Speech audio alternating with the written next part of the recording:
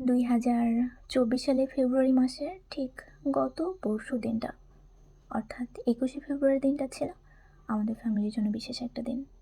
ঠিক রাত 12টা সব কিছু মুহূর্তের মধ্যে বদলে যায়। আপুর অসুস্থতা, সবার চোখে মুখে ভয় আর দুশ্চিন্তার ছায়া।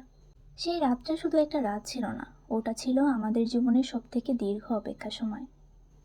কিন্তু আমার ভেতরে তখন ছিল ভয় আর আশার মাঝখানে দাঁড়িয়ে থাকা এক অদ্ভুত অস্থির অপেক্ষা। সূচনা থেকে পৃথিবীতে আসার আগ পর্যন্তও ছিল আমার যত্নে।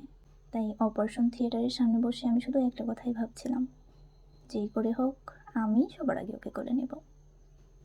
এত ভাবনা চিন্তার অবসান ঘটে হঠাৎ ছোট্ট একটা কান্নার শব্দে, আর সাথে সাথে চারুপার যেন স্বস্তির নিঃশ্বাস ফেলে খুশি আনন্দে মেতে ওঠে।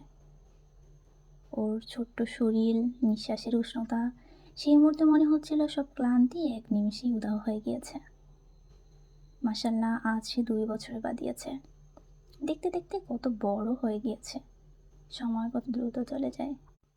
যেদিন তুমি পৃথিবীতে এসেছিলে সেদিন তুমি শুধু জন্মাওনি, সবার হৃদয়ে জন্ম নিয়েছিল এক টুকরো ছোট্ট ভালোবাসা। তোমার জন্মদিনে অনেক অনেক শুভকামনা, অনেক বড় হও।